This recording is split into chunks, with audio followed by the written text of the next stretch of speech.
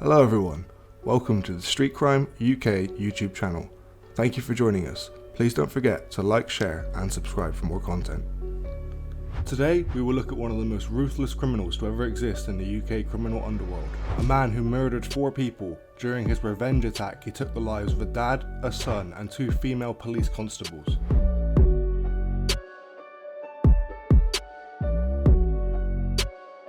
Dale Cregan was born on June 6, 1983, to Paul Cregan and Anita Marie Cregan at Tameside General Hospital. His father was a tool setter, the middle of 3 siblings. He had an older brother and a younger sister. Eventually his father would leave his wife to raise their 3 children and would marry a policewoman who worked for the Greater Manchester Police.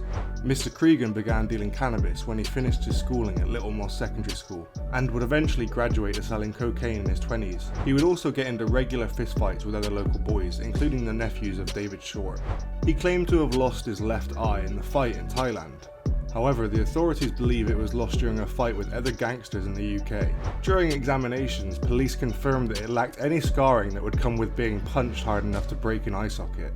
His distinctive look would be what helped identify him after his first 2 murders of a father and son, David Short and Mark Short. While his official occupation was plasterer, Mr. Cregan was raking in upwards of £20,000 a week as a cocaine dealer and one of the local top dogs in the industry. He was spending lavish vacations in Asia and around Europe, flying business class back into the UK. He drove a Mercedes 4x4 ML and would make almost 200 calls a day related to drugs dealing. He would amass a collection of 10 guns, including a submachine gun. Mr. Cregan would also have a son with Georgia Merriman at the age of 24. They lived in a flat in Droylsden, less than a mile away from David Short's home.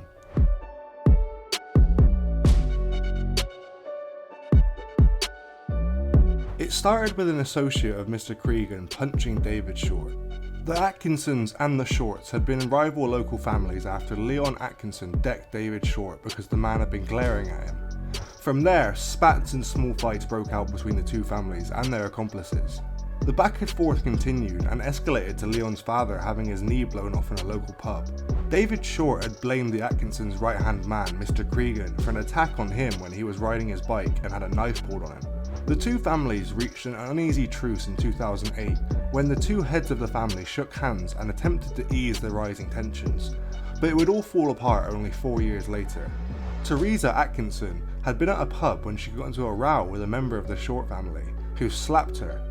Promising to get her boys together for revenge, she called her son Leon Atkinson, who then contacted Mr. Cregan, starting a domino effect that would have deadly repercussions.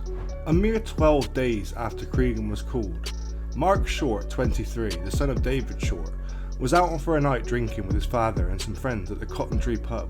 They had been playing at a snooker table before the group of 3 men clad in all black burst in, brandishing guns. The men opened fire, peppering Short and his friends, and fled into the night, leaving Short's father and the stunned pub patrons to try and stabilise the young men. Mark Short would die that night in his father's arms, and 3 of his friends were left in critical condition. The police had trouble at every turn while trying to find the killers.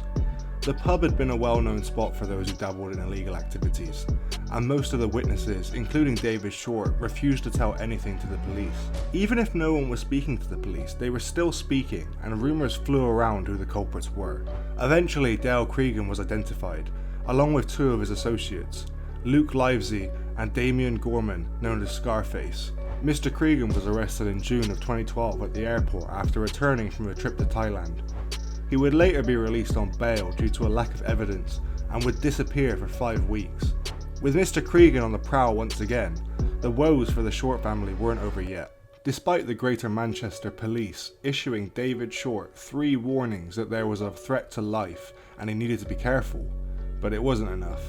On August 10th, only a couple of months after the murder of his son, David Short was unloading his car when Mr. Cregan and Anthony Wilkins, a friend of Mr. Cregan, jumped him, and he was chased by his attackers into his house, where he was caught and beaten. A gun was pulled on him and he was shot, but that wasn't the end of it. To complete his revenge, the attacker threw a grenade into the room holding David Short, ensuring that there was no way he could make it out alive again. It didn't take long for the police to connect Mr. Cregan to the scene of the crime. After the murder, he had been seen on CCTV chucking a grenade almost absently at a passing house. proving the man had access to explosives and hadn't been afraid to use them. He wouldn't be found for another 5 weeks. The use of explosives had the Greater Manchester Police rightfully on high alert, and they declared Cregan a threat to national security. Not only did his use of explosives make him dangerous to general public, but the police identified over a staggering 100 individuals who were possibly at risk and needed protection. A reward was posted of £50,000. But with the Olympics in full swing on the television, it was hard for police to convince the news to run bulletins with Mr. Cregan's image. Even with the addition of a monetary reward for information that could help capture Mr. Cregan wasn't enough to gain useful information. It wasn't long before they received reports of friends of Mr. Cregan ripping down the reward posters and threatening those who may have shared information with the police. With the double homicide of father and son, it wasn't hard to keep people hushed. It turned out that the police wouldn't have to wait for witnesses to come forward. Mr. Cregan was already putting his plan into motion and would double his body count.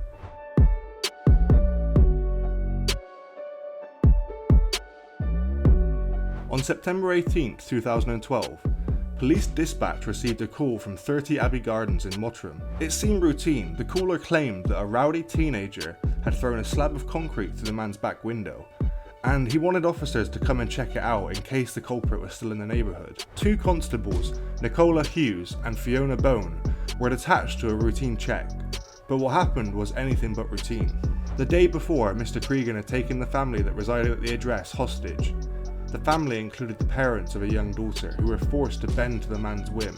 The father was even forced to go to work to prevent suspicions arising, under the promise that something terrible would happen to his daughter if he didn't. Later, the family would recall the bipolar nature of his behaviour and how he would shift rapidly between normal conversation and threats of murder.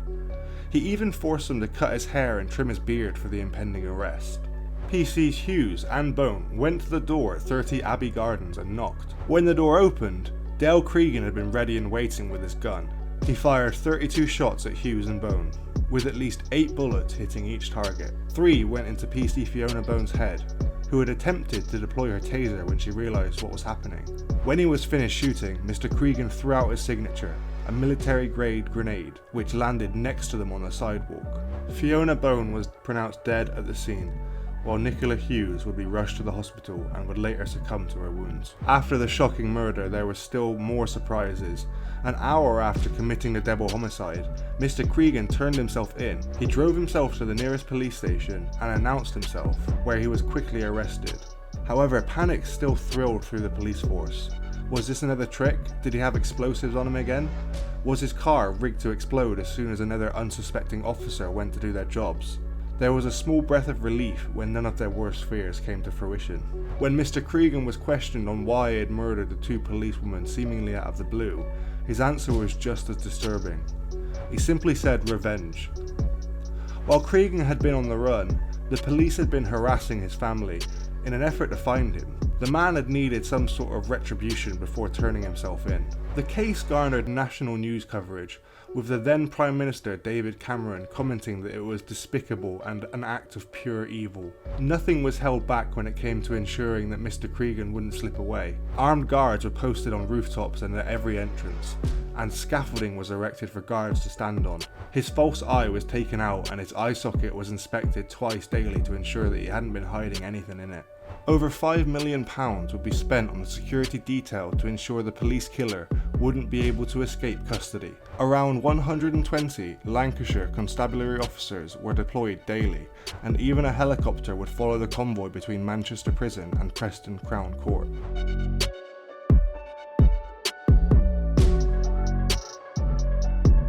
The trial began on the 4th of February 2013, and would paint a gruesome picture. David Short, the father of Mark Short, had publicly denounced the killers as cowards, but quietly he had been doing some threatening of his own. He promised to kidnap, torture, rape and burn Mr. Cregan's 4-year-old son for revenge. It haunted Mr. Cregan. He said, "I couldn't get him out of my head anymore. I thought maybe if I kill him I can get some rest. The night that I shot David Short, I had the best sleep of my life." Mr. Cregan took the threats very seriously, as most people would, and fearing retaliatory attacks, sought to extinguish a target on the family he cared about so much. What also shocked the public and prosecution was the apparent blasé attitude Mr. Cregan took on regarding the impending murders and surrendering himself. The night before the murders of Constables Fiona Bowen and Nicola Hughes, he drank alcohol and smoked cigars while looking himself up in the news. He boasted that the £50,000 reward was rare, like taking joy in the police's increasingly frantic search to find him. The judge inferred that Mr. Cregan had been able to see the two police constables had been unarmed as they approached, and had still decided to act on his bloodthirsty need for revenge. The judge went on to say, "You acted with a premeditated savagery. You drew those two officers into a calculated trip for the sole purpose of murdering them in cold blood." Throughout the trial, Mr. Cregan would eventually admit to the 4 murders and 3 attempted murders, the friends of Mark Short who had been shot in the Cotton Tree pub, along with admitting to the earlier grenade tossed into someone's front garden.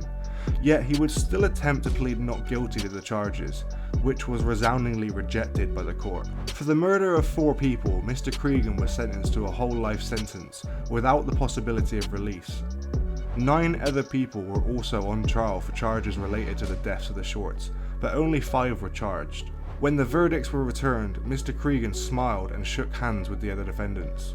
Mr. Cregan is still in jail today, where he will likely be until the end of his life. He's refused to fade quietly away into obscurity and launched a hunger strike in 2013 in an effort to be moved from HMP Full Sutton to Manchester so he could be nearer to his family. He was relocated to Ashworth Hospital, where he stayed for 4 years and boasted about the amenities he had access to, such as a snooker and tennis table, and eventually found his way back to Strangeways Prison, formerly HMP Manchester. No matter where he ends up, Dale Cregan isn't being released anytime soon, and the UK will never forget his vicious crimes.